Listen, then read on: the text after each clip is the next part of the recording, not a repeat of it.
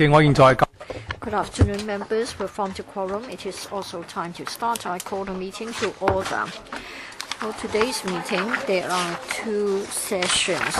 After the first session, there will be a 10-minute break. The second one will be called at 5:10. I just want to remind members that if you have direct or indirect pecuniary interest in relation to matters before us today, please disclose the nature of the relevant interest before you speak. Under Rule 83A of the Rules of Procedures, I would like to draw your attention to Rule 84 of the Rules of Procedures concerning the provisions on voting when you have direct pecuniary interest. First of all, paper FCR 2017-1810. The purpose of the paper is to invite members consider the recommendation from the PWC at its meeting on the 5th of April 2017.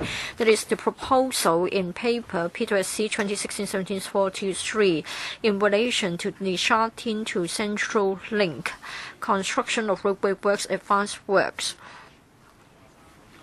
The administration would like to increase the approved project estimate of Project 63TR by $847.7 million from $6,254.9 million to $7,102.6 million in month-of-the-day prices. On the 16th of March, 22nd of March, and 5th of April 2017, the PWC discussed this proposal for a total of 4 hours 17 minutes. The administration has submitted 4 information papers. I want to remind members that for questions raised at today's FC meeting, it must be directly related to the paper on the agenda.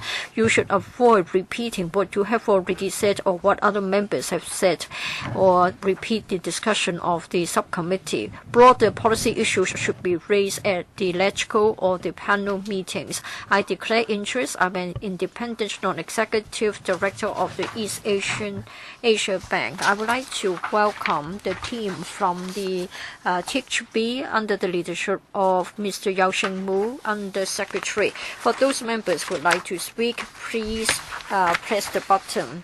The Under Secretary would like to say a few opening remarks. I would like to declare interest. I'm a non-executive director of the MTRCL. Any other declaration of interest? If not, I give the floor to the Under-Secretary. Since the 9th of December last year, when we first raised the question of having to increase the APE by $847.7 million at the Subcommittee on Railway Development, and we have moved to the PWC and we have started the process. 5 or 6 months have already passed. According to the cash flow projection of the MTRCL earlier on, by the middle of this year, the funding given to the MTRCL will be exhausted. When we talk about middle of the year, it means end of this month, depending on the progress of payment schedules. We may not be able to meet the payment request for the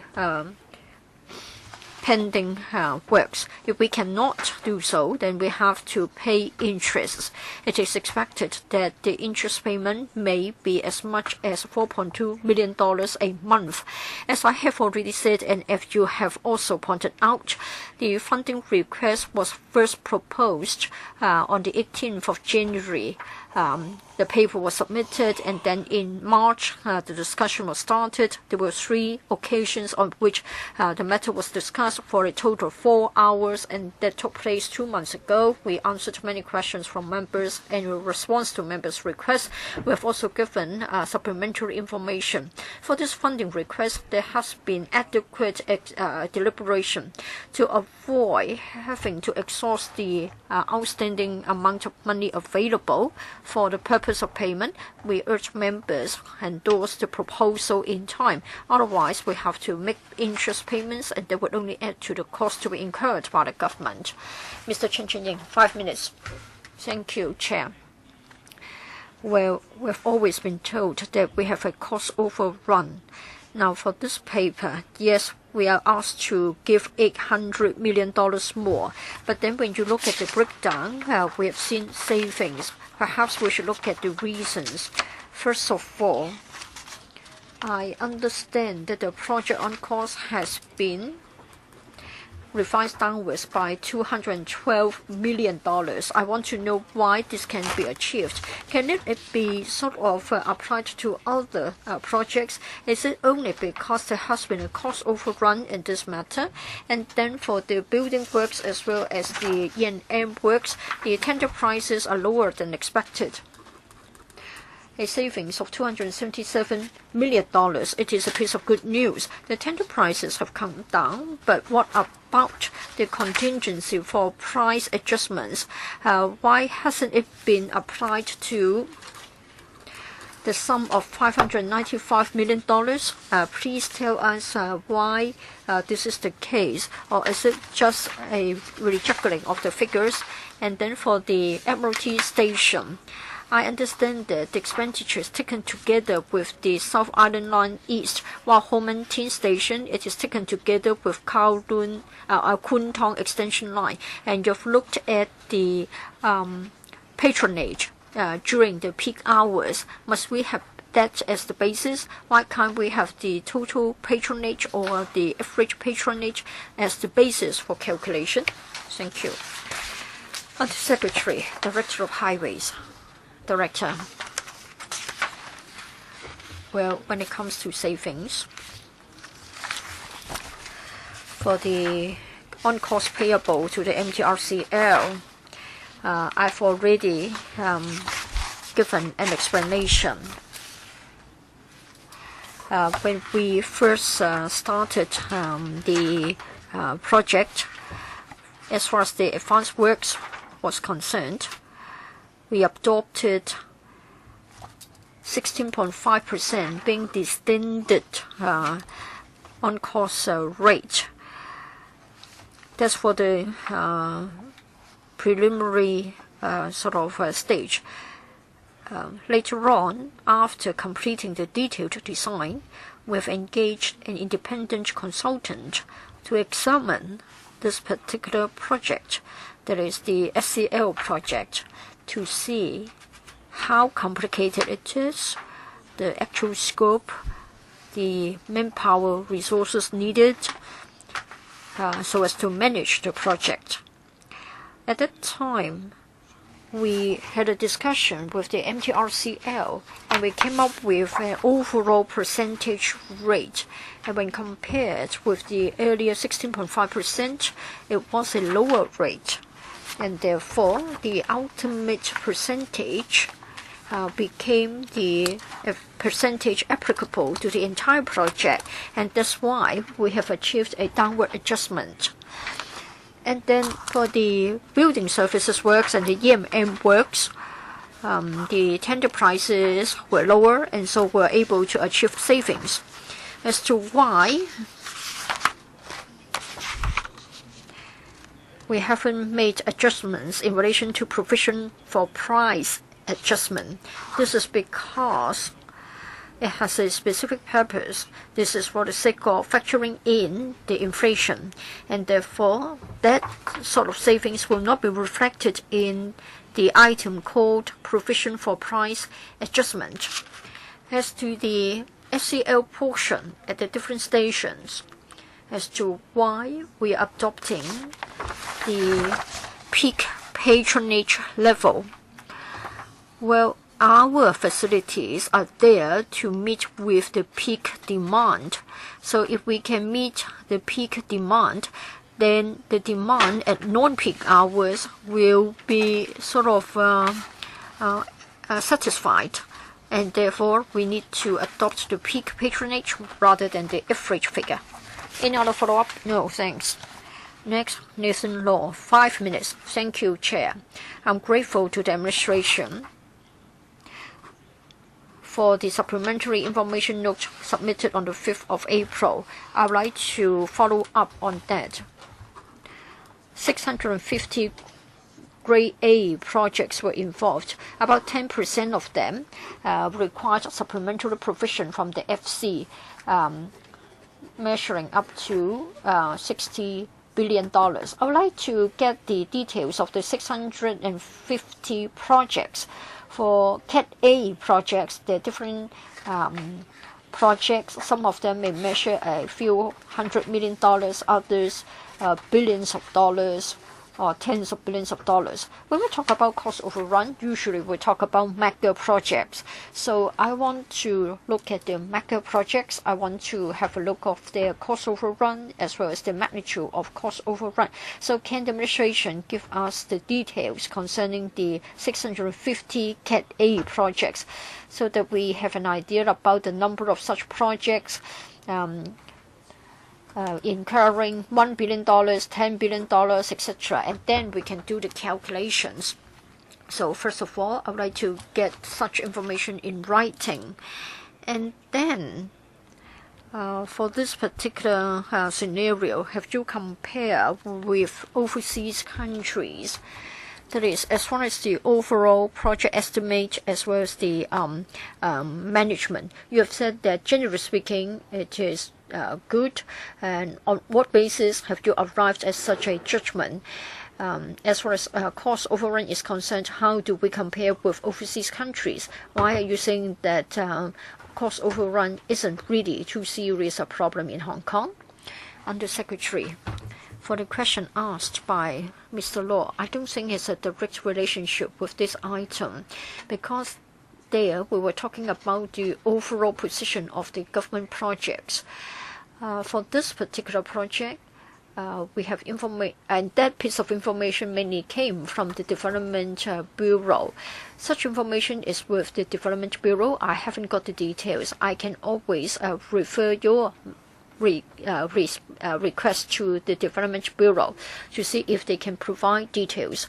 As to the comparison with overseas countries, again, that will be referred to the Development Bureau, and they may give you an answer in due course. But I have to say once again that the request has got no direct relationship with this item.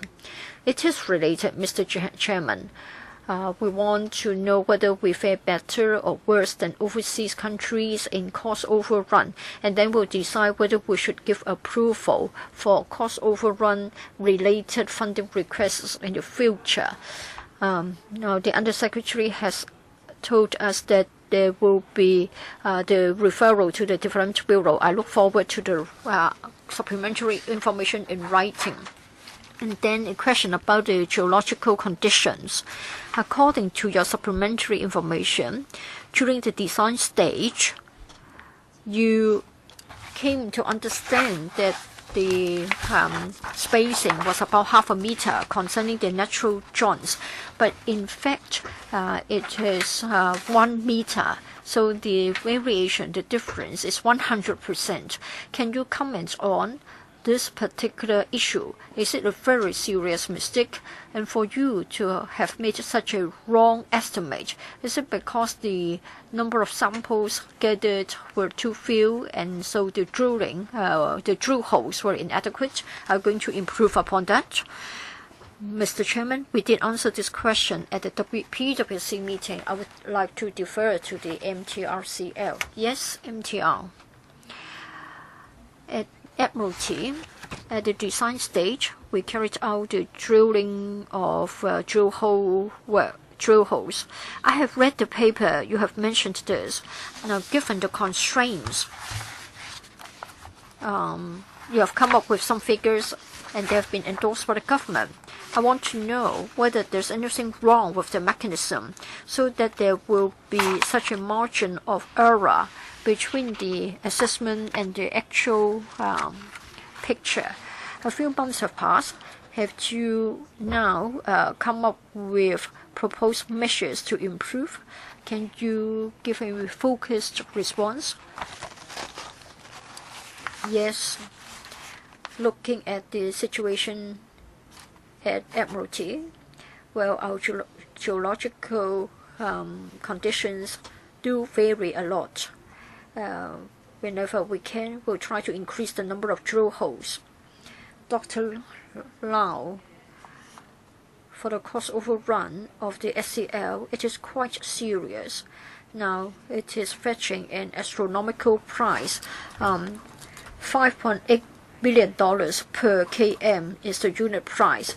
Of course, sometimes it's difficult to tell the geological conditions, and you may not have anticipated the archaeological finds. However, I think it is a design problem. For example, at the Admiralty Station, we know that there are two tunnels and they're too close to each other, and you only discovered that after work has started. There is a need to coordinate the work, and so it has increased the time and the resources. But then this is a design matter. You were involved from the beginning. How come that you had not anticipated the closeness of the two tunnels? When did you become aware of it? And then for such design issues, how come that the MTR was not asked to bear the responsibility? The MTR designed it, and it's a human error.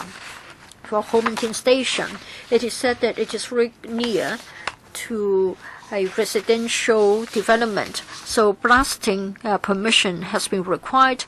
It has not been anticipated, so it's affected the efficiency of the blasting. But again, it should have been known to you at the design stage. You have got experienced contractors to do it for you. So how come that the MTRCL is not made to bear the responsibility itself, and yet on the other hand is asking the government for more money to cover the work?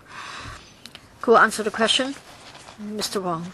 For the overrun tunnel of the SCL, it is quite near to the tunnel for the SIL East. We were aware of that. Both tunnels have to go into the Admiralty Station, and therefore the two tunnels are close, so that it will be easier and more convenient for commuters to interchange.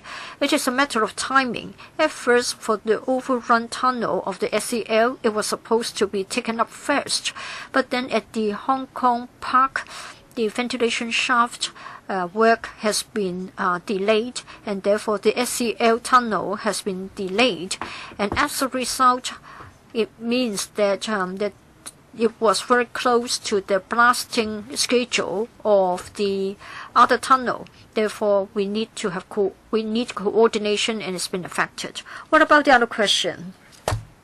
Yes, for the Homenton blasting work, well, usually the contractor, upon being handed over the site, will then carry out a detailed design about the blasting exercise, like the safeguards, etc., and then a permit will be applied for.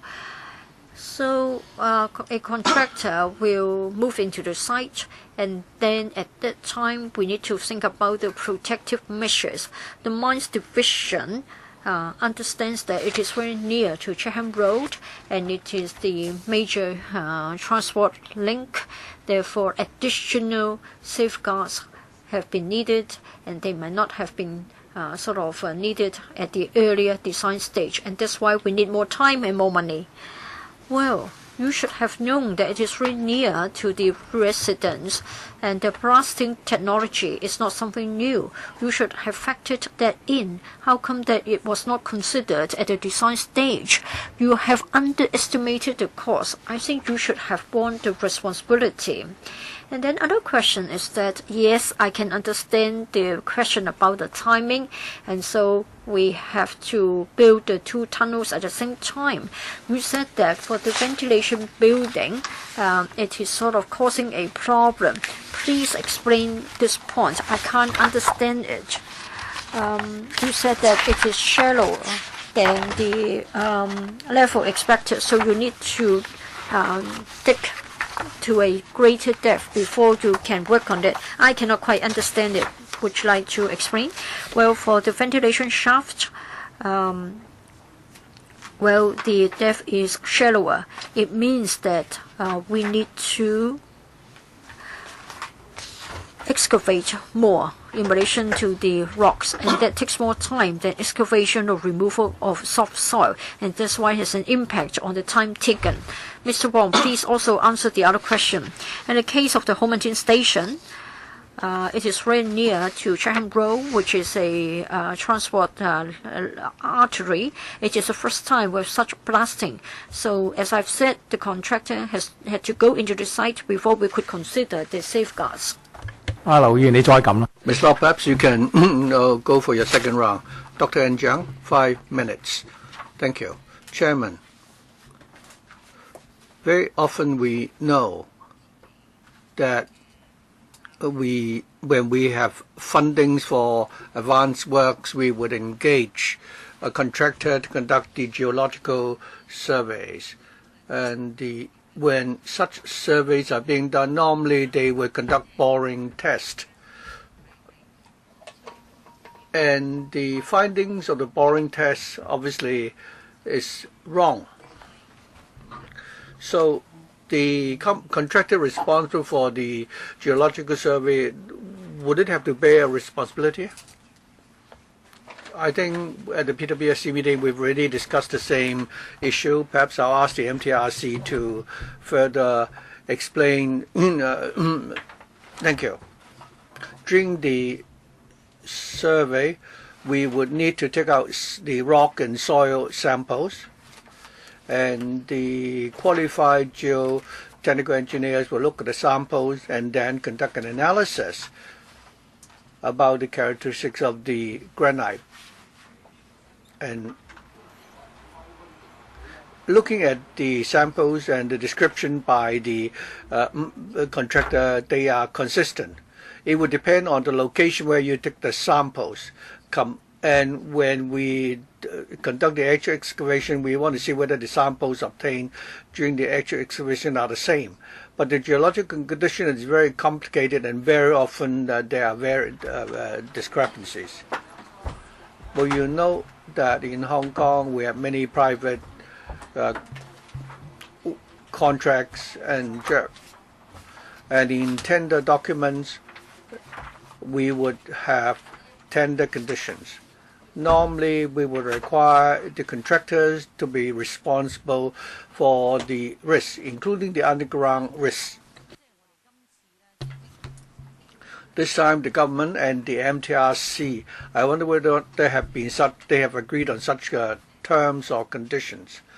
The government very often would discover, I think the same situation arose in respect of the XRL, and we also encounter unanticipated geological conditions. Highways Department, thank you.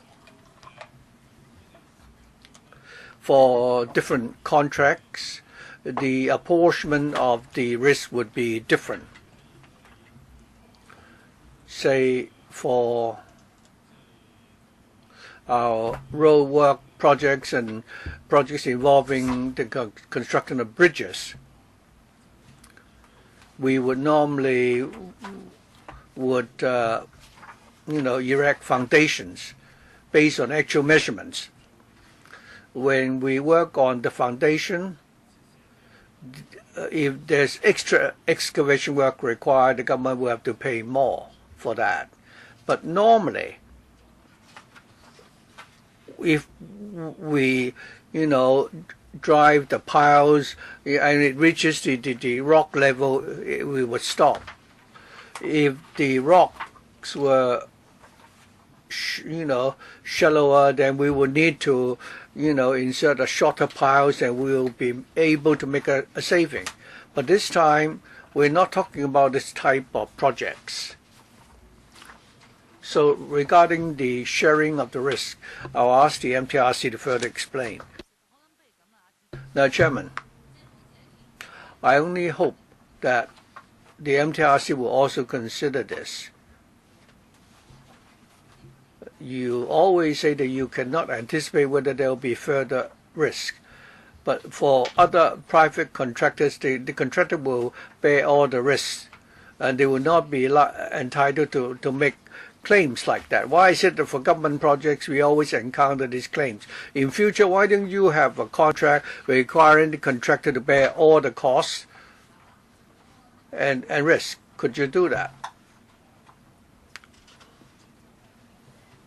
And the Secretary, at the PWSC, we've answered a similar question. I'll ask Mr. Chen to reply. Is it impossible? No, it's not impossible, but there are other considerations. Well, I've already said that regarding the risk in a project and how they should be shared by the two parties. There are different ways to deal with that. As Dr. Zhang suggested, we can ask the contractor to bear all the risk. Then, in light of the risk, the contractor will conduct an assessment. If according to this assessment the risk is high, they will put in a higher tender price. So that would be the risk premium. If in the course of performing the work, the risk is not as high as originally anticipated, the government would have paid the risk premium unnecessarily. So the government therefore normally would not take that approach. Mr. Ray Chan, whenever when it comes to doing business, Dr. Chang is very, very smart and shrewd. And we all know that if you ask the contractor to show all the risk, they would, of course, quote a higher price. But the government could consider this as well. If they quote a high price and if all the risks anticipated did not happen, then they will make an extra profit. But then there would not be any delays. So, Undersecretary, you say that by the end of the month, all the money will be exhausted, and if the funding approval were not approved, we have to pay interest of $4.2 million per month. Now, first of all, you needn't worry, because we have 4 hours today, another 4 hours next Friday, another 4 hours yet Saturday next week, and then definitely this project will be approved. I'm just worried that for those accounts for which there's a deadline to settle the sums, we can bring them forward. For those which payment is not due imminently, you can wait. For the interest payment of $4.2 million, how do you work that out? Is it only recently that you've been able to work out the interest payment you have to pay? Is it that earlier you have thought that the project would definitely be approved? Is it a number that you've only been able to come up with recently? Chairman, regarding the question of interest, I'll ask my colleague to explain. But we all know that at the PWSC, at an earlier stage, we've already discussed this project. All along, we've been waiting for approval by the FC. We had hoped that this matter will be dealt with by the middle of the year. But as of now, we're now already well in early June, and we therefore have to share this fact with members. And if there should be any discrepancy, we have to pay extra interest. So we just want to share this with members of the committee. We're not saying suddenly to members, we're not sending out any particular message for members, except that if there's further delay, members understand that there is a risk that we have to pay an interest. Chairman, regarding the calculation of the interest, this is provided for in the entrustment agreement.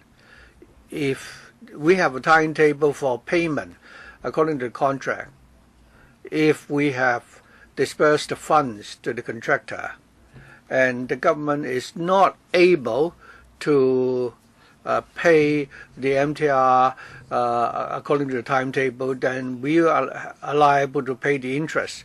The $4.2 million is the worst case scenario. The additional provision we're asking for is $800 million. If we pay the full amount of $800 million, and if the government is not able to give us the money in time, the interest that we've worked out is $4.45 million a month. That will be the prime rate plus 1%. So it's 6 or 5%. So the situation is that the MTRC has already paid the contractors. So the contractor will not be late in receiving the payment. The government is now asking us to approve the funding to pay the MTR so that it can pay for the difference. And if the money is not forthcoming by the end of June, we have to pay interest. But it will not affect the progress of the project, right? According to your earlier paper, the paper would have been completed by the beginning of the year. So is it the case that all these works have already been completed? Chairman, for this contract, it's basically completed. But according to the contract, we need to continue to pay the amount we need to pay the contractors. So have you already paid the contractors, except that the government now has to pay the MTR? See, as Under Secretary said, by the end of June, if the government cannot pay us back the amount we paid the contractor, then the government is liable to have to pay an interest. Chairman, my question is whether or not this project involved Guard Force, the company involved in the fabrication of evidence for the Hong Kong-Zhuhai-Macau Bridge project. The MTR and then the Highways Department can answer the questions respectively. Regarding Guard 4, it's not the consultant or contractor for the SIL. Guard Force is a consultant for the Island West Line. We have asked them to provide us with some technical service. I didn't get your last bit. Could you explain that more clearly? Guard Force is the Island West Line geological consultant for the SIL project. They've seconded some of the engineers for that project to beef up our resources. So they actually assisted the MTRC to carry out this project. Chairman, all right, now I understand. Well, Guard Force is not your contractor, but they have deployed people from the West Island Line to help out with the SEL. So they have been participating in this project, which has now ended up with the cost overrun. But Guard Force is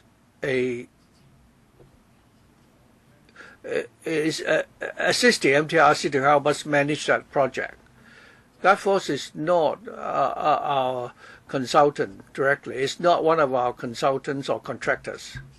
They only provide qualified and eligible technical professionals to assist our professional team. You say they're not your contractor, they're not hired by you. Why is it that people can take part in your SIL project? Are they volunteers? No, they're not volunteers. They are seconded to us, and of course we are responsible for paying the salaries. So you have to pay them. For the cost overrun of $7 billion, part of that is used to pay for the personnel seconded by Guard Force. Well, that has nothing to do with that. We need to provide. They only provide us with preparation of documents for the geotechnical office. Chairman, I really don't understand. I asked you whether you're responsible for making the payment. You said yes. If you have to pay them, then it has to do with the SEL project. So the $7 billion dollars, part of that was used to pay Guard Force. When I pursued this, you said no. You said when you prepare some documents for the Highways Department. I don't understand what you were saying. Could you be more specific? The public is very concerned. If this involved Guard Force, I would have reason to expect that some of the tests conducted earlier had they also, been fabricating the data resulting in the cost overrun. Can you tell us whether or not Guard Force is involved? Guard Force has not participated in the advanced works of the SCL project. They are not involved in any of the, surveying work. So what you say that people have been seconded with the project. They help us deal with the documents. Are the documents relating to the Sha-Tin Central Line? Well, we have to submit documents to the geotechnical office. There are certain reports, surveying reports that we need to submit to the geotechnical office. So they assist us in, preparing such information. Could you tell us clearly, for the last time, whether Guard Force had any of their staff, whether seconded or otherwise, which were involved in this project resulting in the cost overrun and for which you are now applying for funding approval?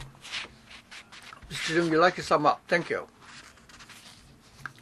The member asked about this company Guard Force and whether or not they have participated in the project for which we are applying for a supplementary provision. First of all, they are not involved. We've not invited Guard Force to help us manage this project. I also had checked with the MTRC. According to my understanding, Guard Force has not participated in this project for which we are applying for supplementary provision.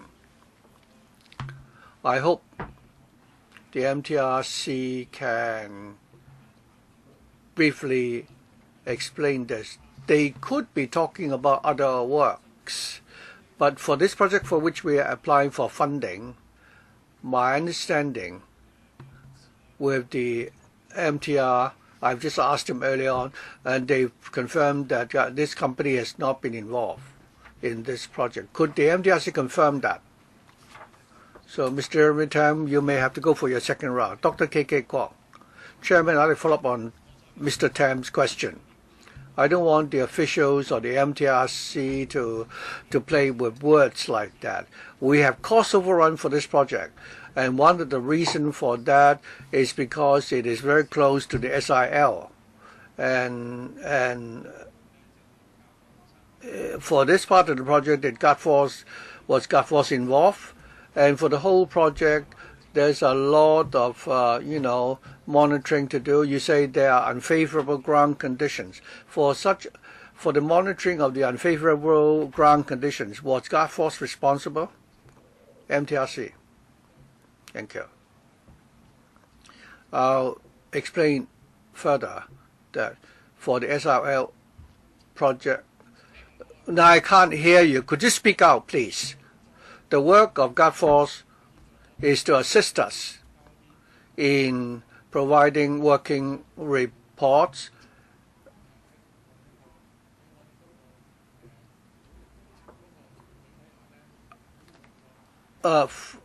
They will do that under the supervision of our geotechnical team. The more I listen, the more worried I am. So the government, the Highways Department, and the MTRC are all hiding the facts.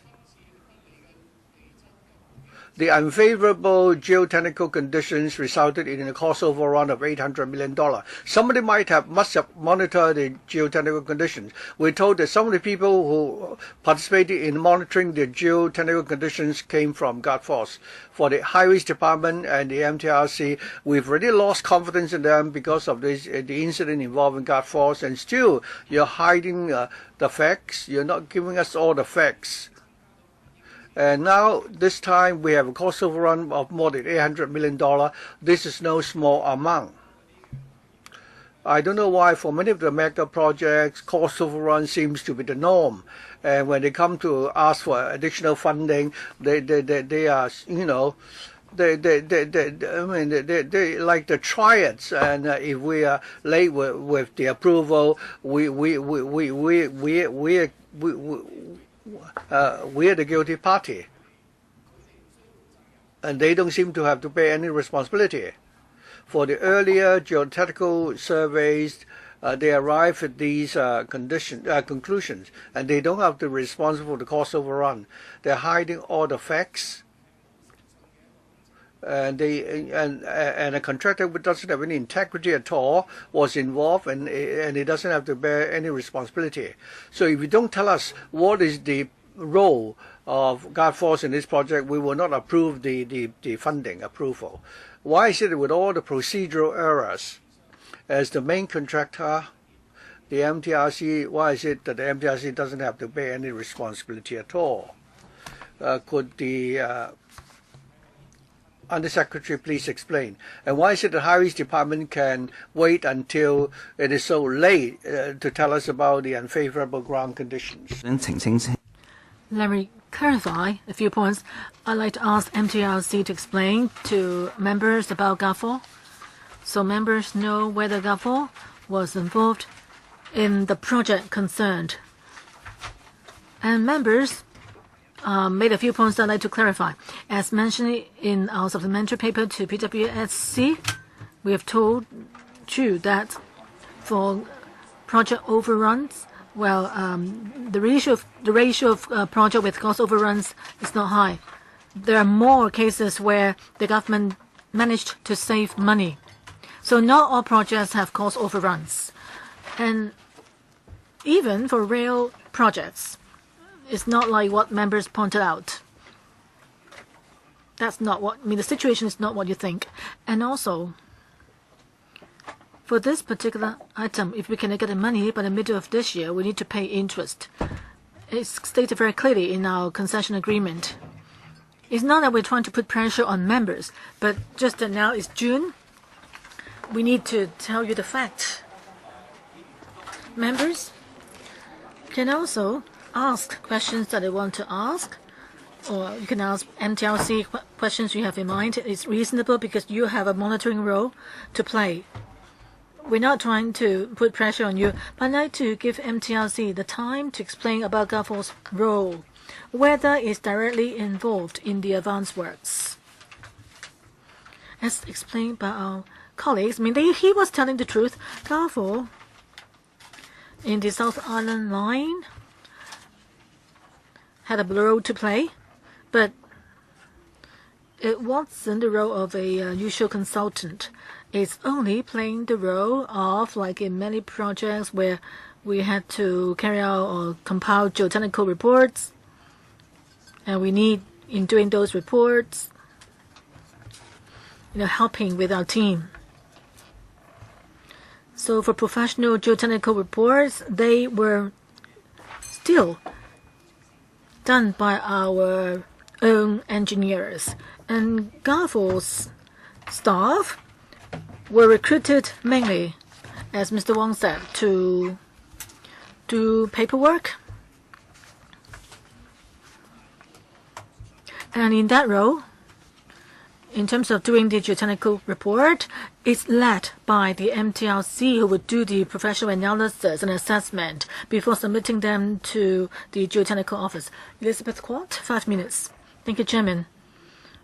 I hope that the administration, from now on, if you have projects that involve a time frame, penalties, and so forth, you need to indicate them in the paper ASAP so we know them beforehand.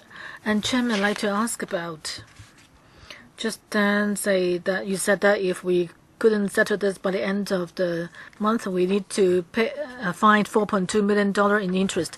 Would it be accumulative interest, or would there be other penalties? What are we facing now? Highways Department, please, Director. As for the penalty in the form of interest, it will be based on the money we owe to MTRC. That is interest we're supposed to pay in accordance with the concession agreement. By the end of June, from then on, if the existing budget is used up and MTRC needs to continue to pay the contractor, then by then we'll start owing the company money. The amount will be based on the amount of outstanding payment. Director, I think the question was, how did you work out the penalty? So if you don't pay 2 to 3 months, then is it that you will have to keep paying? Could you focus on the question? Please be more focused. I was just trying to say that how much we owe will be based on the amount of interest we owe the bank. So yeah, okay, you could have said that then. That means you have to keep paying the interest. Everybody knows that you have to pay interest, but you need to have made it clear that if we don't pay the interest, what consequences we'll face. But please be more alert. Okay, the $4.2 million, is that a fixed amount that it won't be added onto? That is, or we paid $4.2 million this month, and then the next month we'll be paying more? Or is it that can we just keep owing $4.2 million only? What's the actual situation like, Mr. Chung? It's not that we have to pay $4.2 million upfront on a monthly basis. The expenditure will be incurred by MTLC continuously, and depends on how much they have to pay their contractor, and then our interest will accumulate. The $4.2 million is an amount that when we owe a payment of $800 million, then that will come to a monthly interest of $4.2 million. How much do we owe now? We haven't owed them any money. It's only by the time of end of June. Then by the end of June, our existing budget will be used up. That existing money we have, because we haven't got any approved funding coming. And from then on, we'll be owing them money. The corporation money is not clear yet, but that means that I think he meant that the more you owe them, the more you have to pay.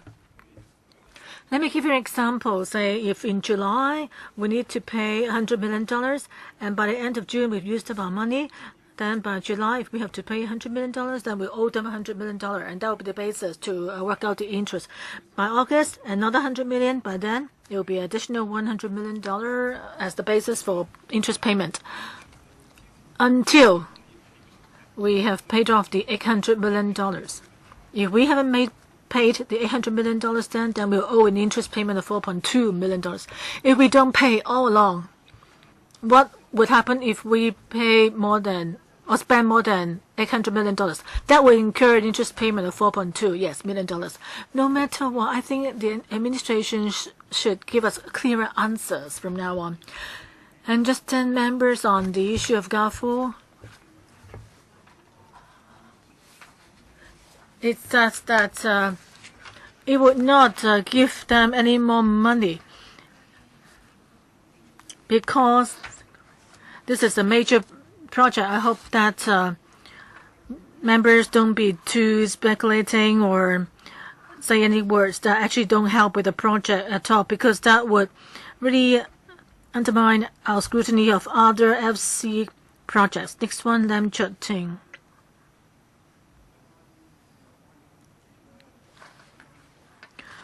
Simply put, the MOT stations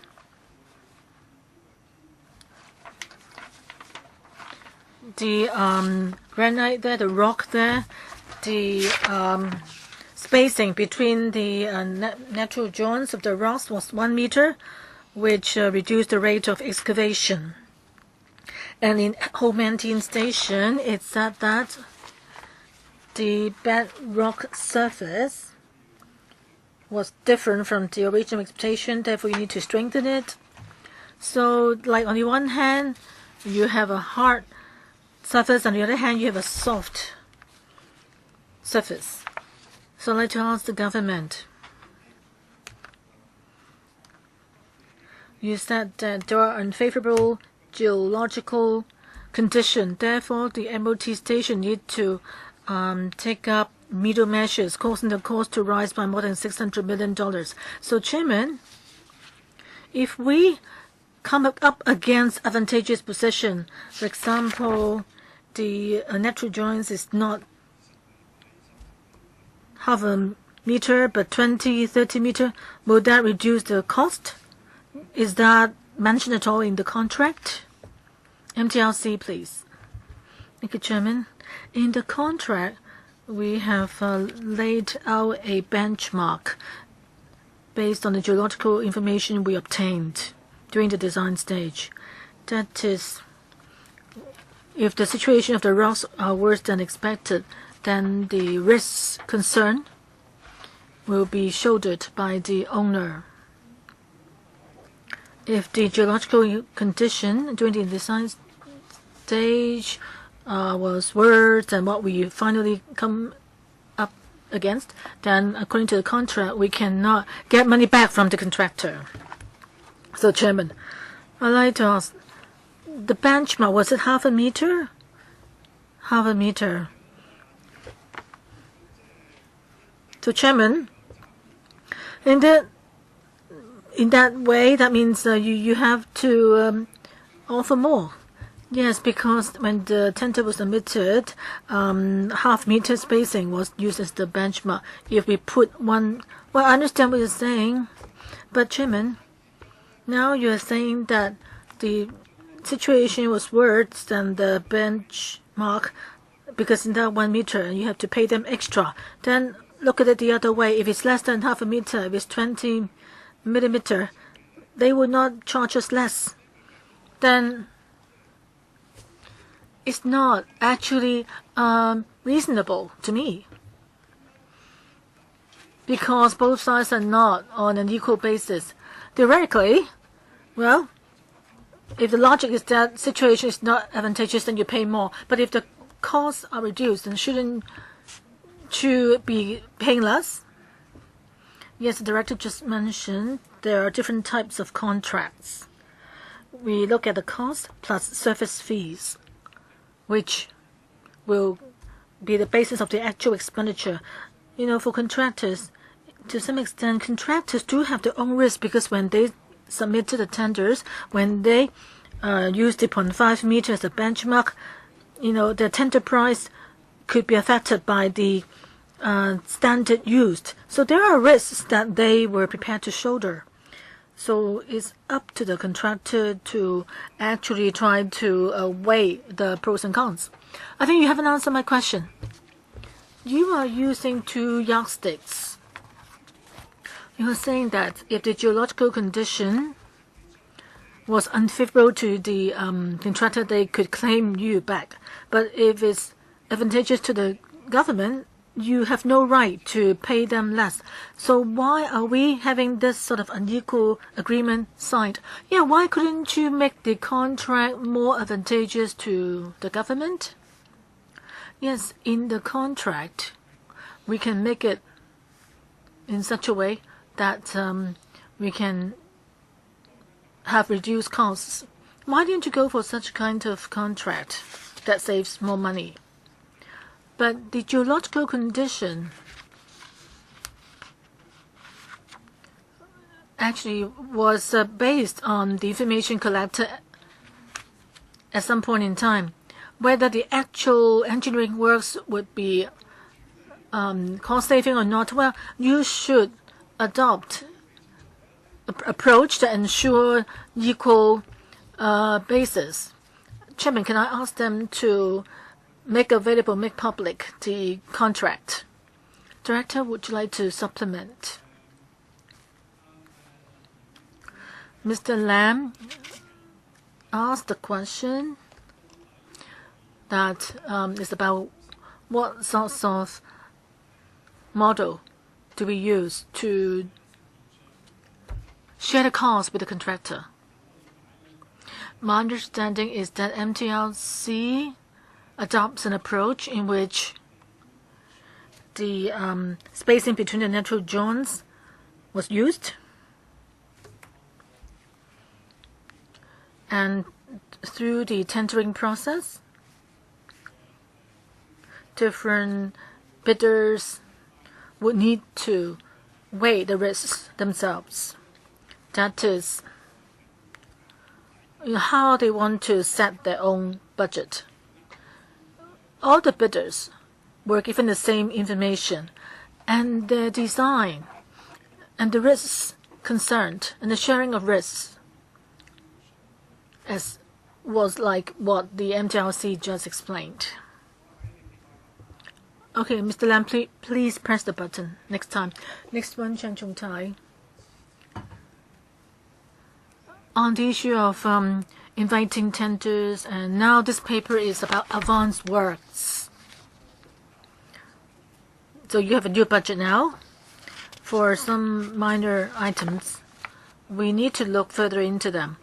But I hope that I want to make some things clear here.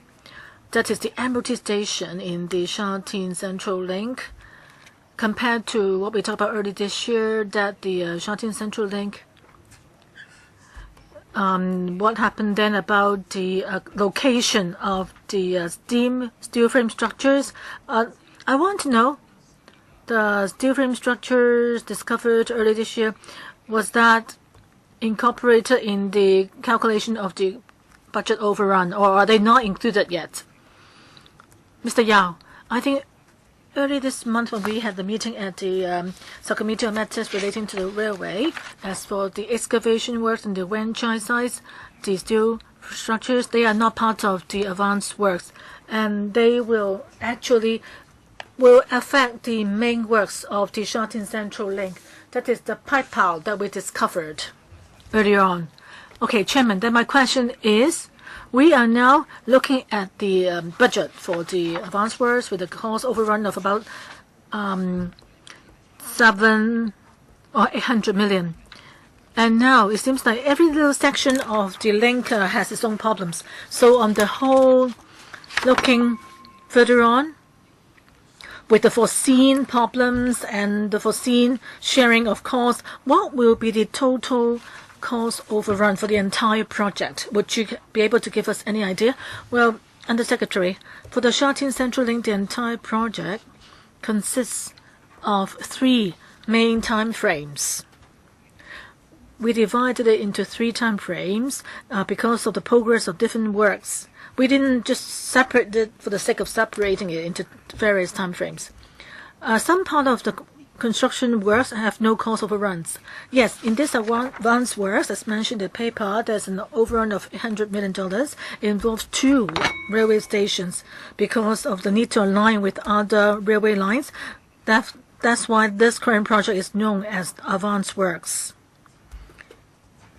As for the main works, which involve the link from Sha Tin all the way to Hong Kong, the main works, we need to wait till the later half of this year when the MTRC tells us the estimated budget. After the government has scrutinized the budget, it will come back to LegCo to apply for additional funding if any is needed. So in other words, the Undersecretary had not answered my question. We know about the extra funding of $800 million for the advanced works, and in the coming year, just for this particular Sha Tin Central Link, I'm sure the project will come back to us again. So at least we need to know how much overrun it will be ultimately, because we need to know how much it will be and let the public see whether it is worth it or not. Undersecretary, I just answered the question for the main works. We don't have a figure yet on the any possibility of additional funding. So you don't know whether it will be actually beyond budget of up to $20 billion. Yes, I can't answer your question now. I don't want to give you any speculation. But MTRC has promised that within the second half of this year, it will come back to LegCo and explains which part of the project will have cost overruns. You know, for example, for the archaeological discovery area, it will cost $4 billion, in an additional $4 million. So Channel 1 just asked the question that she was asking about the overall direction that is in the contract itself, whether it's what Lam Ting asked or Ms. Chiang asked. Your clauses agreed with the contractor. What were they like? How come that why are we going for this sort of model in terms of in the sharing of risks? It's a matter of principle.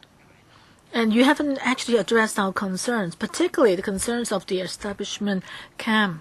Albert, you 5 minutes. Thank you, Chairman. I think in the paper you mentioned about the cost overrun of $800 million. The biggest single item for that is the provision for price adjustments.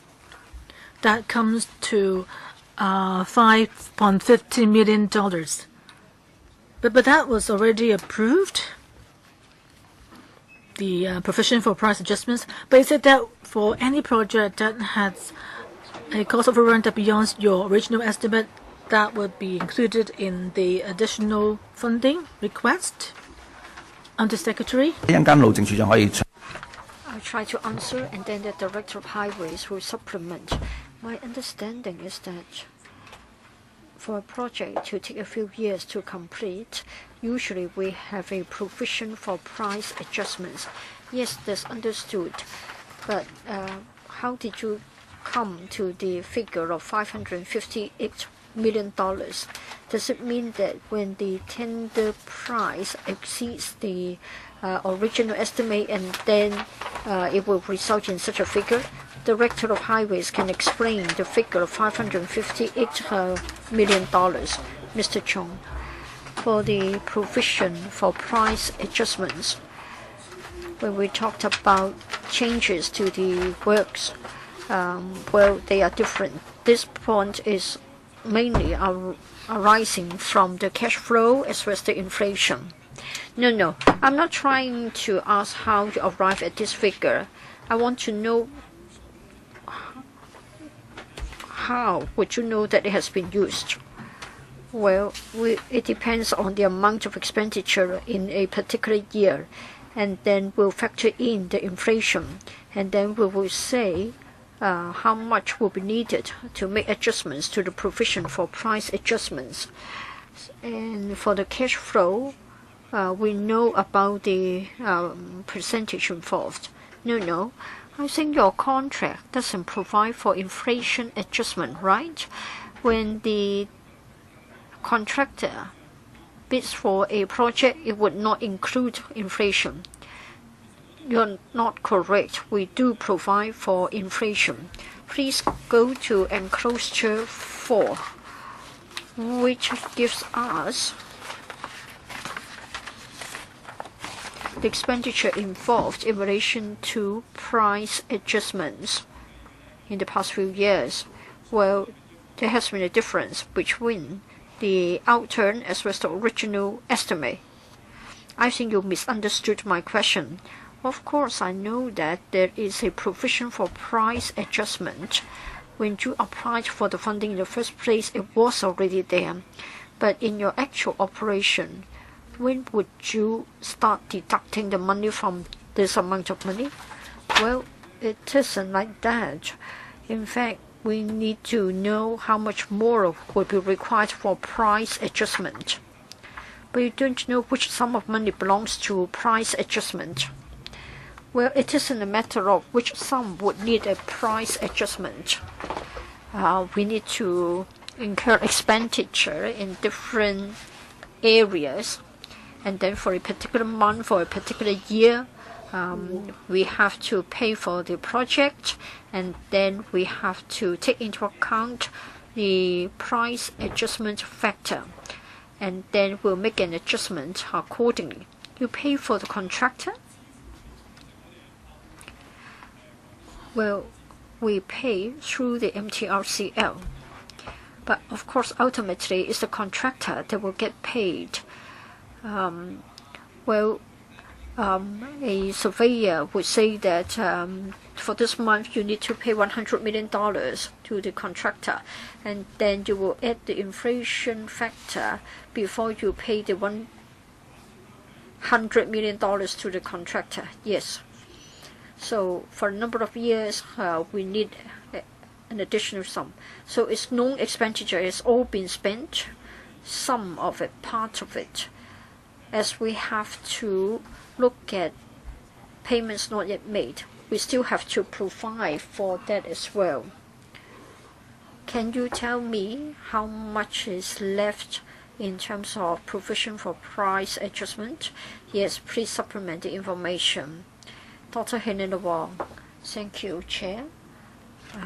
From the client's point of view, of course, we very much hope that the SCL will be completed early. But then you have come here to ask for more money because of the cost overrun, owing to 3 factors: unfavorable ground conditions, price adjustments, SS modification of the construction schemes. A lot has to do with the unfavorable ground conditions. You say that at Admiralty, the properties of the rocks were different, and so you need more money.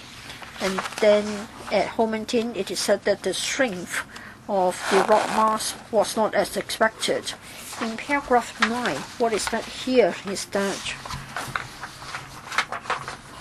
the GUO has got this geo guide. At the time of ground investigation, the MTRCL followed the geo guide and set the number of drill holes as recommended by the guide. It was found that the actual bedrock surface was different from the geological information in the geo guide in relation to the hardness of the bedrock, etc. Well, for the geo guide compiled by the geotechnical office, or other than that, I want to know whether the government knows the information about the geological conditions of Hong Kong so that the data and information will be available to MTRCL. And what about the database? What about the geo guide? I want to know about the edition involved. Has it ever been updated since July 1988 so that you're up to date? Director, Mr. Chairman, the GEO has got a database in relation to the geological information. The MTRCL and in fact anybody may have access to the information. However, for the information in the database is for general use, but then for information specific to a particular location, the geo guide or the database may not have very detailed information, so the engineers may need to carry out drilling so as to get further information for the purpose of design. In other words, the database of the GEO doesn't cover everything in Hong Kong. Well, it does cover Hong Kong. Basically, you have got information throughout Hong Kong, but you can imagine that for the drill holes, they won't be very close to each other. Probably is owing to the need for previous projects. Drill holes have been made and the information went into the database. Now, when you are at a particular location, sometimes detailed information may be lacking, and then the works team, in other words, is passive. You haven't got a proactive approach to investigate into the geological features. So it depends on the project proponents. After they've done the work, they just hand over the information to you. Is that the case? Well, my understanding is that they do have information for Hong Kong as a whole. But then if you talk about specific location, you want to know about the nature of the rock or the soil, then the information may not be available. Well, for the XRL project, we have been told that the geological conditions were unexpected, and so there has been implication. Now, to my surprise, your information is not adequate, and yet you have adopted the geo guide to form the basis for the tendering, and the number of drill holes has been set in accordance with the guide. But it turns out that the situation is different from the information in the guide. But if your information is so scanty, it means that we will always incur cost overrun if that is to become the basis of cost estimate. Now, for Admiralty, it is said that the bedrock surface encountered was shallower. Have you updated your database as a result? Likewise, for Homerton Station, the rock mass there was not strong enough. Director, the Development Bureau has already answered a similar question. My understanding is that under the CDD, there is the GEO. The GEO regularly updates its guidelines. As to the timing of the last revision, I'm afraid I haven't got the information. Can they supplement the information? Yes, please. Dr. Fernando Zhang, 5 minutes. Mr. Chairman, for the SCL, the government, on behalf of the public, used public money to build the railway. My understanding is that $798 billion have already been spent, and we've entrusted the work to MTR. We pay for the management, we pay for the administrative costs, and the MTR will be the main contractor to carry out the construction. Upon completion, MTRCL will be tasked with operation, and it can make a profit. In other words, the people of Hong Kong picked up the bill, so we come up with the funds. MTRCL will build the rail line, and then the MTRCL can make a profit. Now for the advanced works, we have been told that there is a cost overrun. The government has already said that there may be a total cost overrun of $200 billion, but it is only 17 km long, so it is really an alarming figure. I think we have been shortchanged. We pay for it. The MTRCL get the money from us to build the railway, and you make money out of it. There is a cost overrun, you come back to get more. If we don't pay more, then you will collect interest payment from us. $4 million a day, no, a month. $4 million a month. And after the construction has been completed, it will be handed over to you and you make a profit out of it. Are you exploiting us? Or are you exploiting the administration? Please tell us what is happening. How come that our public officers, who are supposed to act on behalf of the people of Hong Kong, concluded such an agreement with the MTRCL? They don't care about the performance. The management on cost will be paid. When there's cost overrun, again, the extra money needed will be paid. And if we can't make the payments, then we will pay interest. I don't know how many times I have overrun the cost. Every time you are here, you come back to tell us that there is a cost overrun. And every time you will say this, if you don't put up with more money, then the loss will be even worse. Why can't we have a safeguard in the contract to protect the interests of the people of Hong Kong? Why is it that you have agreed to the cost overrun? It's impossible for you to treat us like an automatic teller machine. You come here every time you want more money. We are here to act as a gatekeeper. $800 million. If the money goes to social welfare, many disabled people, many elders will be given a lot of help. Remember the elderly couple in the tragedy? The money could have helped them a lot. Now, in this case, we are talking about hundreds of millions of dollars, even by way of a cost overrun. You don't care about it. You're supposed to monitor the contractor. Have you done that? Now, the MTR is exploiting us, thinking that we are the cash cow. And what do you think of our role? It is a very bad contract.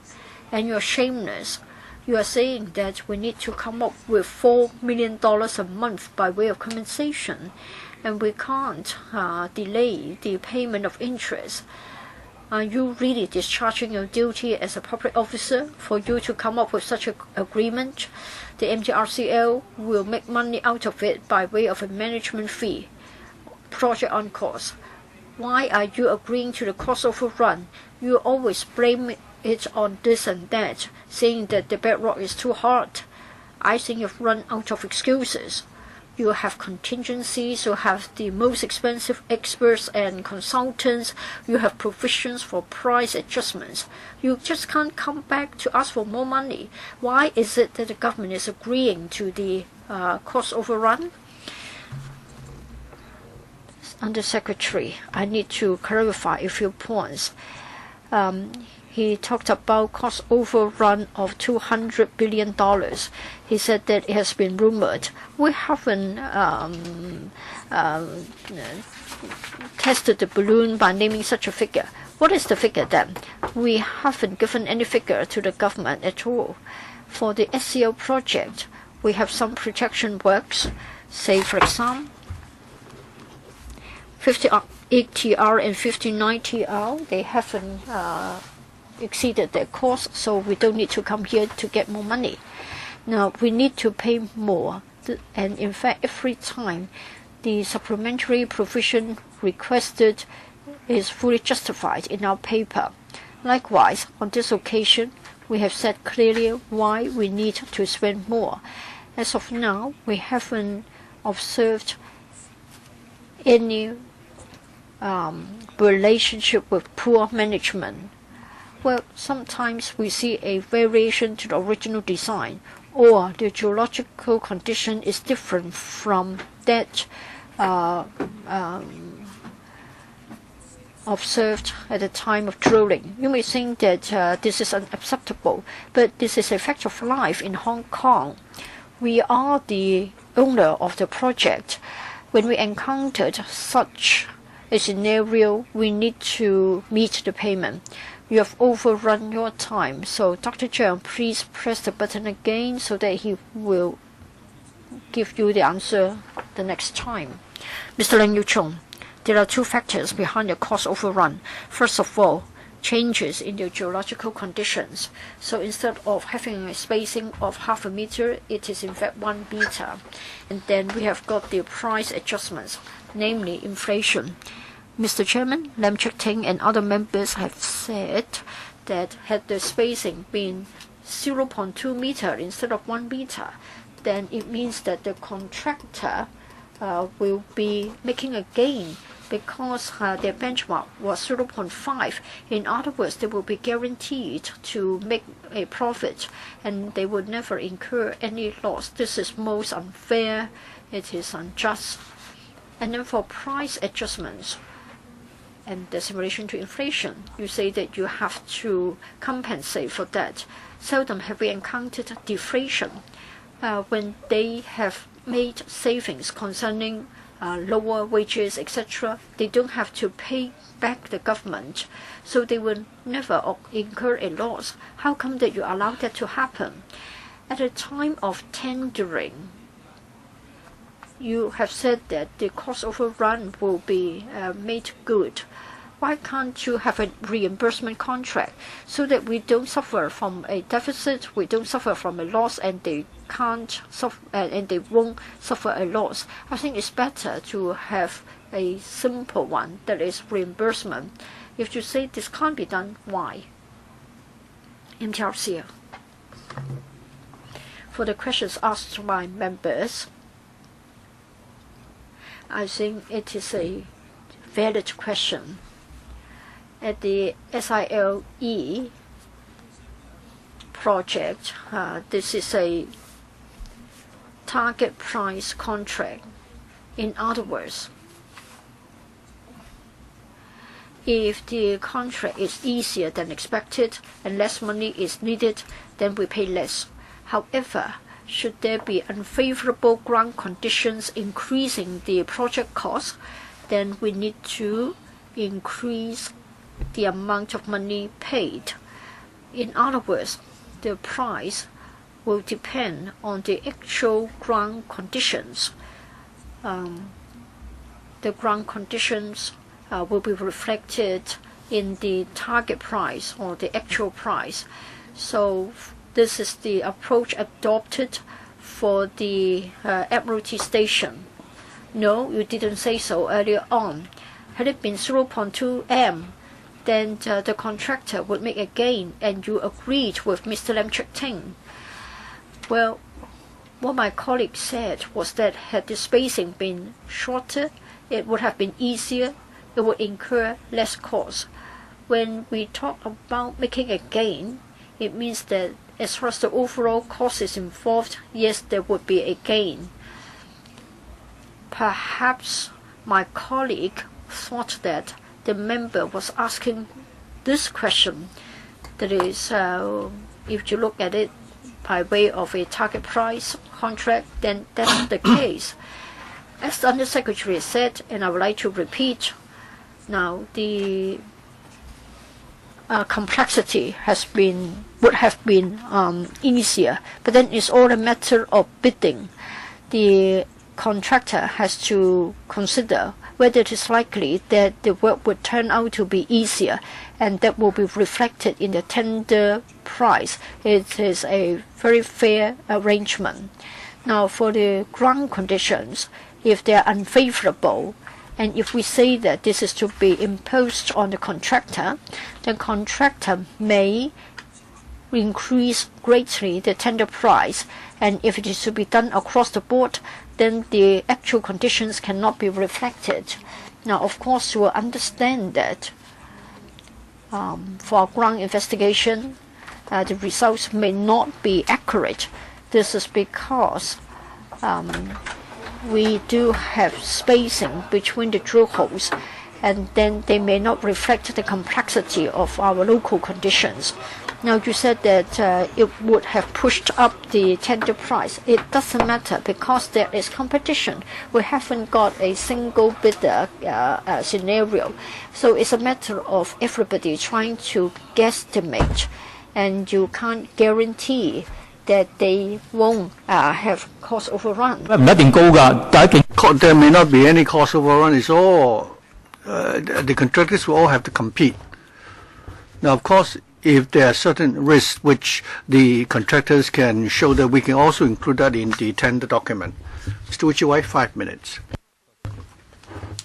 Several questions. First of all, according to my understanding, the ground investigation work was the responsibility of the MTRC when it carried out the advance work, right? Secondly, in your geotechnical investigation, using the Admiralty Station as an example, the biggest area would be the Harcourt Garden. The other area, well, you use the old geological data to reflect the actual situation. Is that right? Could you give us a concise answer? At the PWSC, we answered the same question before. At Admiralty, we bore 6 holes for the new just say yes. Well, in that case, in the course of the investigation, you're saying that the gap between the joints is wider. Have you compared that with the findings of your site investigation? Even if there is a discrepancy, has the government made a comparison between the actual findings and what was in the report? Perhaps I'll ask the MTRC to respond. To answer Mr. Wu's question, now, at the design stage, we had 6 + 5 holes. When we carried out the works, when we were able to move on to the site, we made reference of the 58 holes. The number has drastically increased, and of course the data would be the information will be more accurate. And when we did the design, the gap was 0.5 meter, where the actual situation was different.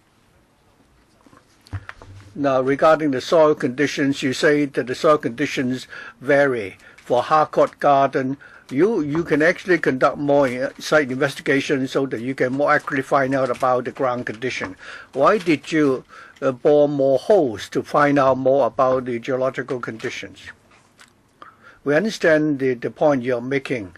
We've already explained that Harcourt Garden was still open to the public at the time. There are many plants, there, and therefore we're not able to bore many holes there. Understood. Since we frequently have encountered problems of the lack of accurate data in these geological exploration, are there any measures to help us, obtain more accurate data? Just give me a yes or no answer. If you have, could you give us the information later? For every project, we will have to decide the locations where we will bore the holes depending on the actual circumstances. Did you anticipate the complicated geological conditions in respect of the Admiralty Station site? Well, I think only the MTRC would have such details. Perhaps the MTRC can supplement. Chairman, I want them to give me an answer in writing, because I think could they give us a written report of the supplementary information that I want to ask the government how they see what are the views regarding the complicated geological conditions at Admiralty Station. My second question is that I heard that if we don't pay now, we have to pay interest of $4 million per month. Is that right? Under Secretary, that's what they said. I was saying that is the maximum interest expense we have to pay. Let's say we are short of $800 million. So $800 million, $4 million a month would be a very high rate of interest. That's not really so. $4 million a month. That's $40 million a year, and the cost overrun is $800 million. So it's roughly about 6%, right? How many percent? 6%. The $800 million working on the basis of 6%, it's 4.8 million. All right, one more question. You said that after you work out the contract cost, you would add a price adjustment clause to the contract. Is that right? I think you have to go for your second round because you've overrun already. So please press the bell again. Mr. Kong Chun Yu. Chairman, why don't you let him finish before you switch off the mic? Mr. Kwong, you must understand. I didn't switch off the mic myself. We've set the rule. If you overrun by 10 seconds, we will have to switch off the microphone. I have no intention to cut you off. I think this is really infuriating. You're taking the electrical as the ATM machine, and cost overrun has become the new normal. You're telling us that these are not anticipated, and why did we let the market decide? You're even worse than the loan sharks. We're told that we must pay, otherwise every month we have to pay $4.something million as interest penalty. Is there any way we can try to avoid this kind of scenario? The money is not ours. We approve is not ours. They belong to the taxpayers. So giving us the impression that it doesn't matter if you exhaust all the funds, you can always come back for additional amounts. What I'd like to know whether or not there have been similar projects in the past. That is, if we don't approve the funding, then we would have to pay exorbitant interest rate. Have we had other projects in the past with a similar experience? And thirdly, regarding the geo guide, are they outdated? And if so, when would they be updated? We have already said, and in the paper we've also cited some examples. In Annex Enclosure 6, we said that for the ACL project, it's not that we have encountered cost overrun in every part of the contract. For example, 59 and 58 TR, they were all within budget. So do we have to thank you for that, Mr. Yao? You sounded as if, well, we're not coming here for additional funding for each and every project. And it's not too much if you ask for additional funding for some of these projects. Now, I think we've had similar dealing with you in respect of the XRL project. We should learn from the experience.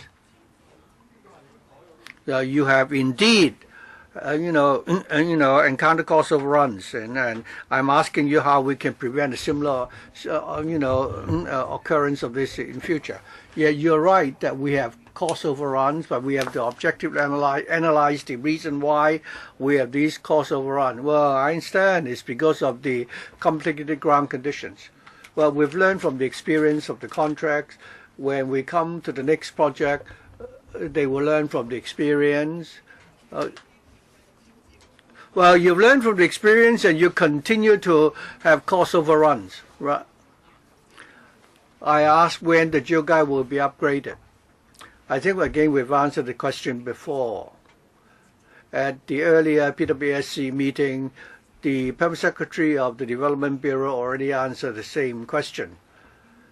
That is, the geoguide, prepared by the GEO, will be, updated when necessary. The last time it was updated was in 2004. Of course, we have to respect the professional opinion. If there's a need to upgrade the guide, they will certainly do that. And the PM of the Development Bureau indeed told members so. Well, according to what they've told us, that they've already upgraded the Geo Guide, and they should have been able to avoid this incident.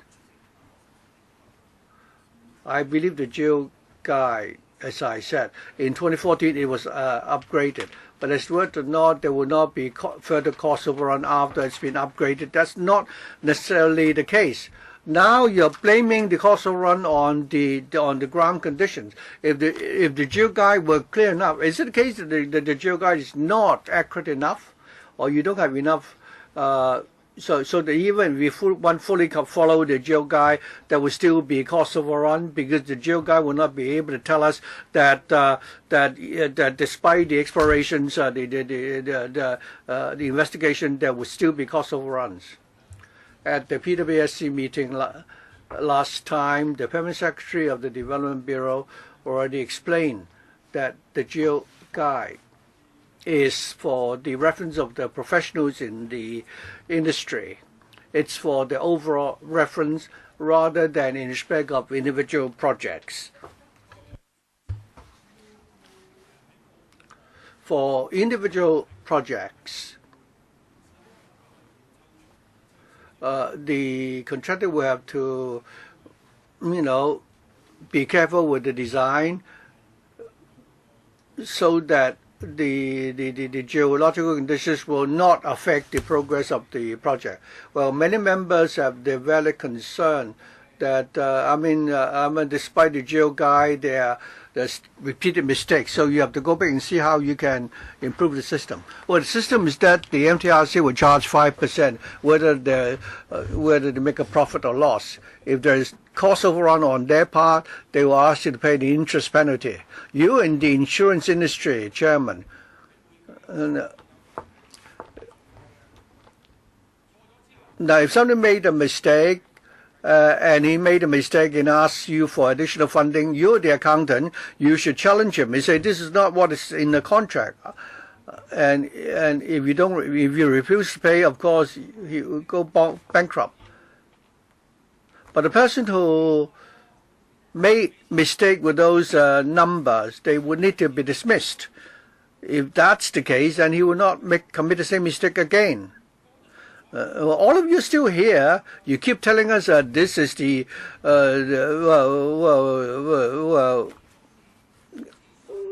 the situation. Has there been any company where they have 5 repeated instances of cost overruns? The accountant conduct an investigation, and the person said, I entrust the job to the factory failed to deliver on time, and if you don't pay them for the mistake, we won't collect the product.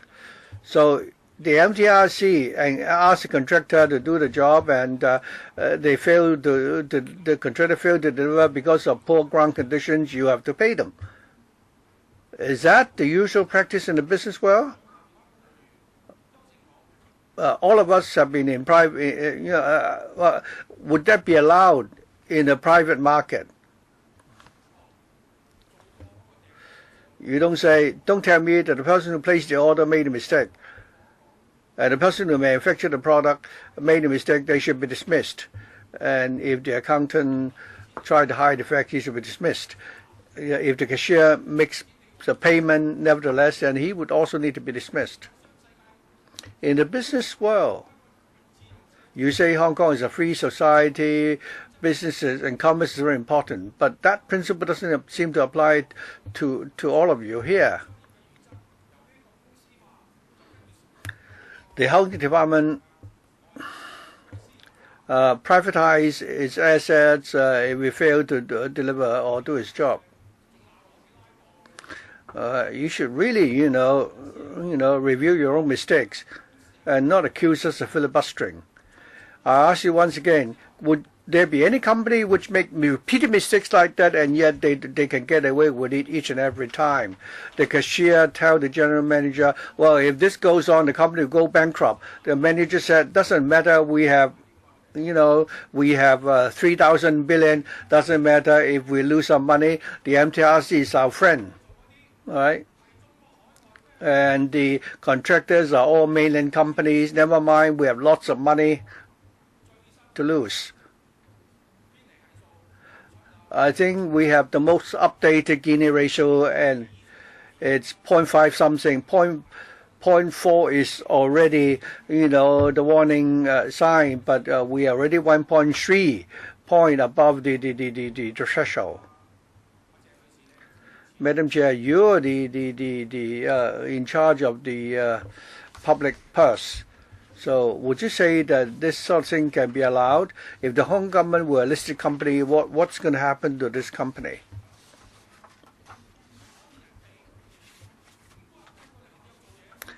If people don't follow the contract provisions, you still have to pay them. If they made a mistake, they should resign. If the geotechnical information not complete, the government just let it be. The MTRC doesn't care. And they would treat the government as an ATM machine, and they would charge you even if they encounter different types of soil conditions and rock conditions. I've been a construction worker myself. Once they hit against rocks, they'll be happy because they can claim additional funding. Why did you ask the former Premier Wen Jiabao, he's a geological expert? You say you can't work on Harcourt Garden. But you are saying that you are willing to do away with the entire Wan Chai Stadium. That is a stadium for all the elite athletes and people, and you're going to build something else in East Kowloon. Is there any company in the private market that can operate like that?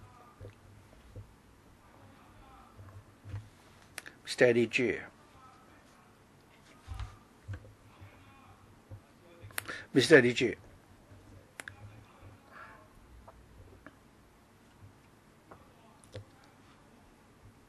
Who's for? Mr. Leung Kok-hong, if you want to, no, you have to press the mic, go for the next round, Mr. Leung. Eddie G. Now, before the FC meeting, we heard about this $4 million interest charge. Could I ask the government when you've already worked out this amount? Under Secretary, Highways. Director, thank you. originally, actually last year we started to realize there is a need to apply for supplementary funding. So we went to the Railway Subcommittee last year. At that time, we hoped that before June we'll be able to apply for the supplementary funding. But recently, I'm just asking you the number. Why do you tell us what happened about last year? It's only recently that we work out this number. So it was after the PWSC meeting. At the time of the PWSC meeting, you have not even calculated the amount of interest you need to pay, right? We knew that if the supplementary funding were not approved, there would be this problem. But as to how much interest we have to pay, this is the amount that we've only worked it out recently. How difficult would that calculation be? $800 million, 6% amount to $4 million odd dollars. How difficult is that? Can you tell me for sure that at the time of the PWSC meeting, you did not make this calculation? It's only before this FC meeting that we've came up with this number of $4 million. Chairman, let me clarify that if by the mid of this year the additional funding is not approved and interest has to be paid, we knew this, of course. But at the PWSC meeting in March and April, we thought that if we have enough time to approve the additional funding, it wouldn't be an issue. Why? Would you let me finish if I can? So by June, when we had the Railway Subcommittee meeting, we knew that we were into June already. On that occasion, I already alerted this to members of that subcommittee. The administration, please note that if it's 1 month and then $4 million, why don't you just make it clear? You set a bad precedent by. No, this is a simple amount and calculation. Then you should have let us know earlier. And also another simple math here. Just then the Undersecretary said that he didn't see that because of the mismanagement by MTLC, so there's this cost overrun. So I'd like to ask you, over the past years, has the Hong Kong government noticed any incident of cost overrun caused by mismanagement on the part of MTRC Undersecretary?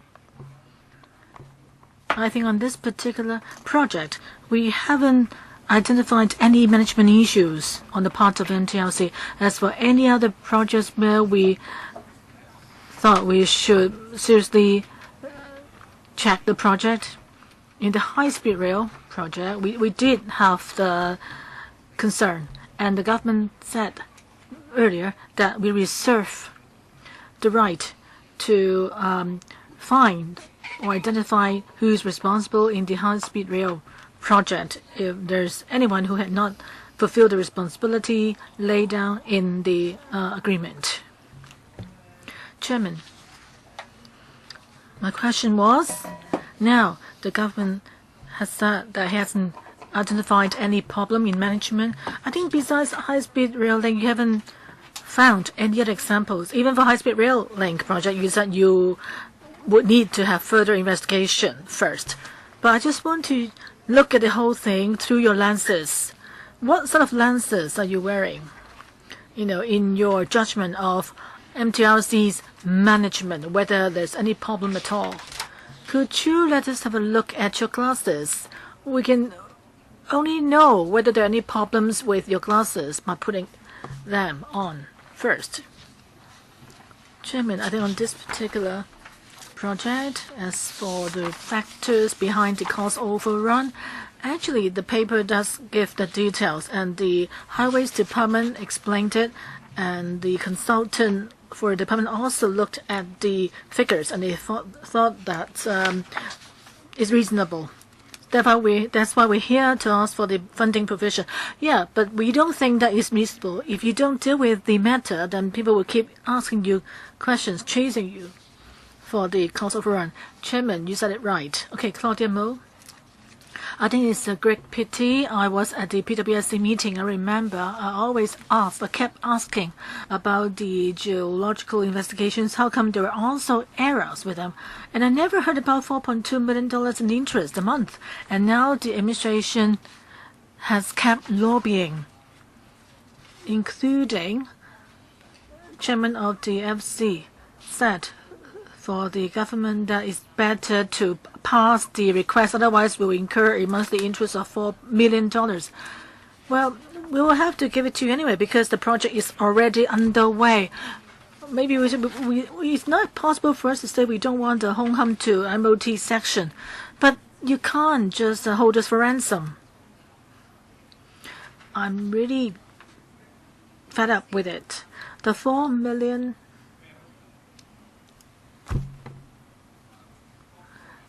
Well, I don't think that the chairman said it for the or spoke in favor of the or in defense of the administration. I don't trust that. Okay, please don't play tricks here. Now go home. Well, I could see that the chairman was saying and supporting the administration, saying that if we don't approve this funding request, we will incur in monthly interest of $4 million. But I think it's really pitiful. I've got two questions here. The first is, I actually sort of asked it before, but you haven't really given me an answer.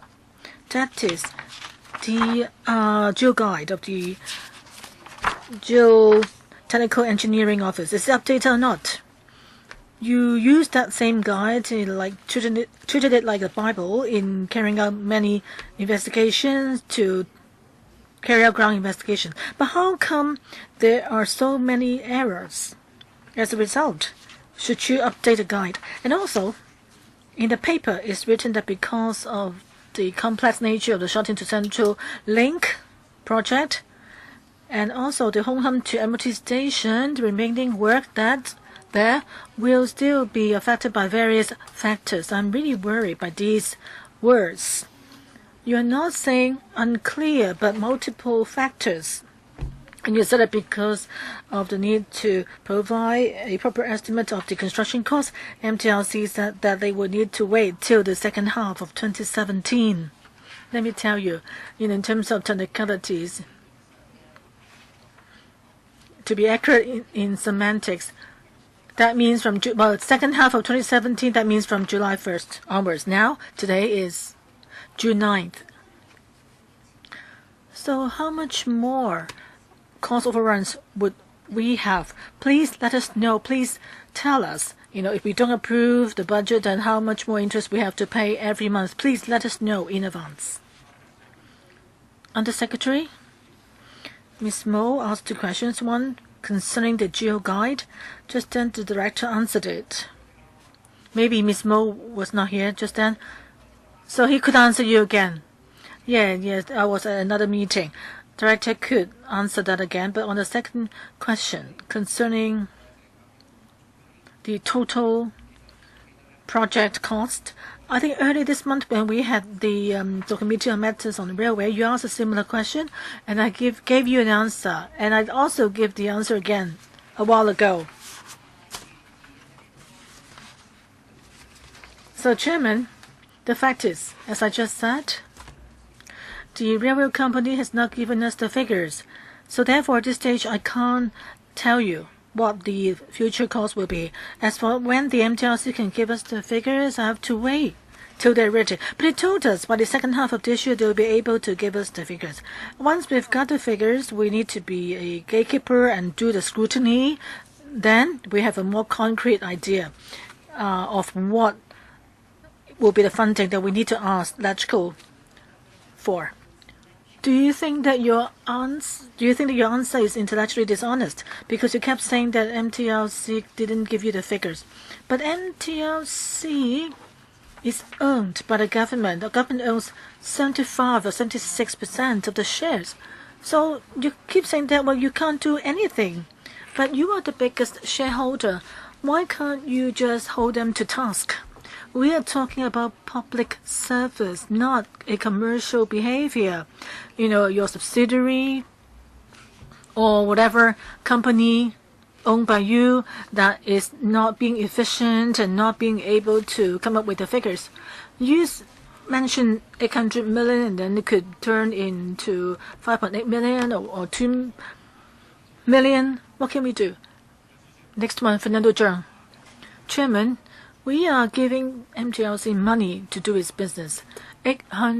Our investment of more than $80 billion for the Shantin Central Link. And out of this project, MTLC, because it's a monopoly operator, it will gain profits. Every year it increases its fares, even though it made profits of more than $10 billion. So what sort of contract are we into? This is a business that ensure MTLC would make gains. And out of the $80 billion, we have to pay for 10% of the management fee. So MTLC is not a charitable enterprise. It charges us 10% of management fee. So they're not giving it to us as a gift. It's all taxpayers' money that we are giving to them. They charge us to the tune of several $billion in management fees, and then they come back and say that because of the conditions of the rock, they want to get more money. And if they say that if we don't give them the money, extra money they need, then we'll be charged interest of $4 million a month. So they can charge management fee for the railways, and if there's cost overruns, they can be given the extra money and charge more management fees. And they can also be running a business like a bank. And after the railway is completed, they continue to reap profits from it. So, is the government treating electrical and the public as stupid people or what? How come that the MTLC has not had to shoulder any responsibility? Are they treating us as an ATM machine? What is your responsibility? Why would you allow them to incur a cost overrun of $800 million? You said that they hadn't done anything wrong management-wise, but you never said, to you, MTLC never made any mistake because they charge you management fees to the tune of millions, hundreds of millions of dollars. All systems have been working smoothly in your eyes. Everything is number one in the world in your eyes. We lack nothing now, but we lack money. That's all. They think they lack money, that's all. And so they keep asking us for them. So, Chairman, can you ask them to explain what is the government's responsibility besides giving MTLC the money it needs and paying them more in the case of cost overruns and then paying interest when needed? What other role does the government play? Under Secretary, the Shantin to Central Link is a project commissioned to MTLC. So the owner, of course, is the government. And in many of the contractual provisions in the agreement, both parties' responsibilities are stipulated. There are legal responsibilities involved. If we think that the MTLC itself failed to exercise its legal responsibilities, the government can, because of the contract, make claims. It's very clearly written in the contract. So if you say that MTLC, if it turned out that it had to shoulder responsibility for anything, we need to show the evidence first. If evidence show that it had been negligent, we would not be afraid to put it to task. And the Highways Department will monitor the MTLC in complying with the contractual applications. But under your scrutiny, MTLC still incur additional costs, and they kept asking us for additional money at the risk of incurring more interest. So what's the point? What's your role of the administration? I explained before, the Highways Department would analyze the reasons for the cost overruns to see whether those reasons are due to MTLC's mismanagement or they are something beyond the company's control, that whether the owner should shoulder the additional cost. The paper does explain the various factors. Hokaki, 4 minutes. Chairman, Jacobs China's issue. In paragraph 6 of the paper, it says very clearly that because of the ground investigation and the different spacing between the rocks, they are the main factors for the cost overrun of $800 million. Now, the rock investigation and the report afterwards, did Jacobs China write a report on that?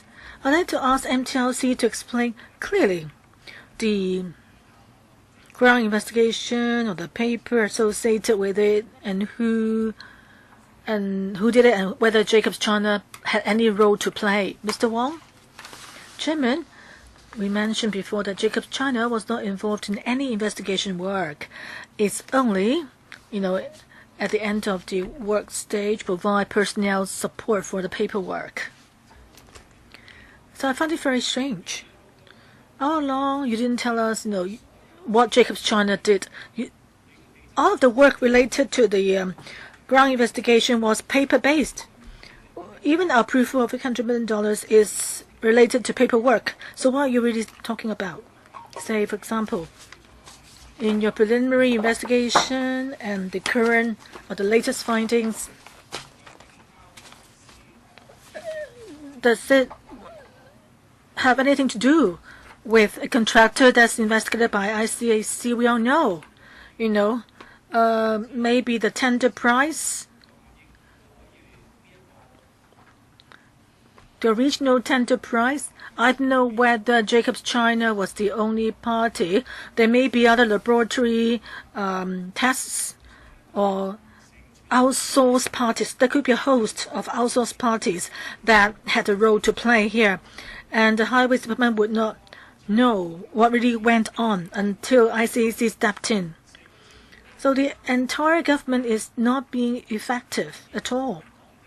The MTLC did not tell us the whole truth. It kept referring to papers. What sort of papers you were referring to? Can you show us the papers? At the works at the MOT station, we need to monitor,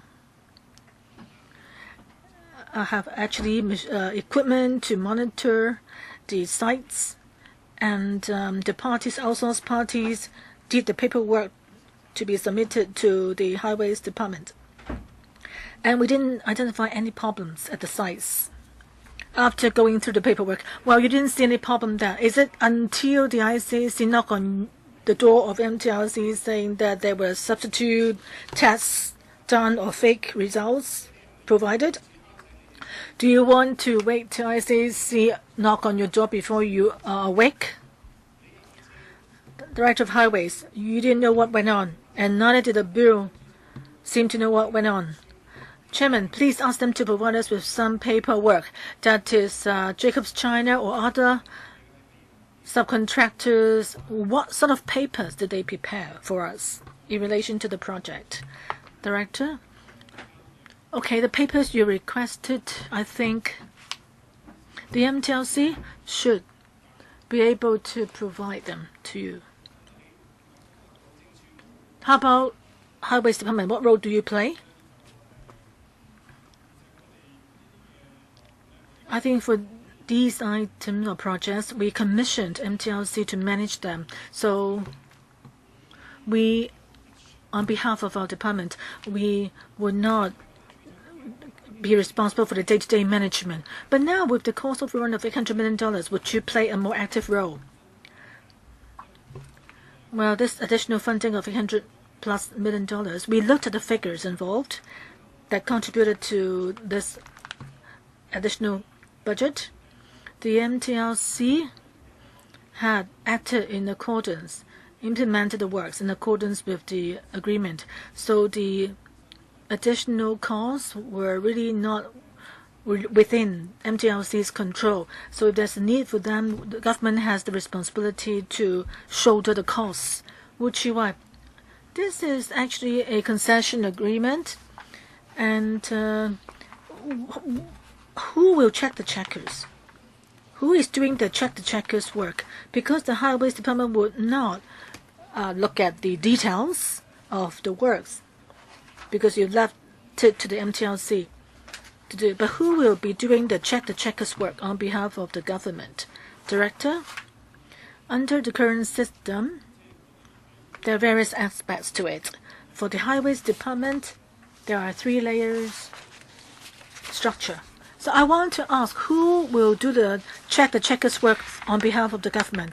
Well, is the Highways Department and our commissioned consultants or M&V consultants? Who are they? Are they Jacobs? So, yeah, so there's a company, right? So please make it clear that is you have a checker doing the checkers work. So please be clear, this is a concession agreement. You adopt a similar model to that of the high-speed rail link project, right? Yes. We have learned a lesson, and also based on experience from the high-speed rail link project, we have strengthened our monitoring. Yes, I know that's what happened after the beginning of the Sha-Tin Central Link. But you are saying that Jacobs is just a company that did paperwork for MTRC, is that right? Director, Chairman, can you ask him to answer us quickly? You're right. Just now we talked about Jacobs China. Well, it didn't work directly under the Highways Department for the purpose of monitoring and verification. Now you have M&V consultant to make sure that the MTRCL is accurate in the submission of reports, right? Yes. For the cost overrun, I want to know whether claims are outstanding. If there are, what is the amount? And then my earlier question, I don't know whether I got it right or wrong. The director told us the following. When the contractor provides the interim claims, you will automatically apply the provision for price adjustments. Is that the case? I want to know why it hasn't been on a reimbursable basis, because the sum claimed would be the sum needed. Now you're saying that the sum claimed has overrun, and so you would like to have the price adjustments as well? Maybe I didn't make myself clear. For different contracts, the arrangements may be different.